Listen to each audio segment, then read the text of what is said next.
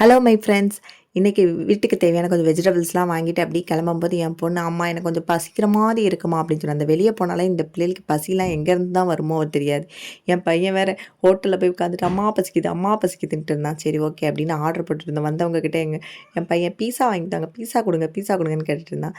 Okay அப்படின்னு உங்கள் அப்பா அந்த ப்ரெட்டு அது கூட கொஞ்சம் கரீஸ்லாம் ஆர்டர் போட்டிருந்தாங்க. அது என்ன கறின்னு தெரியல.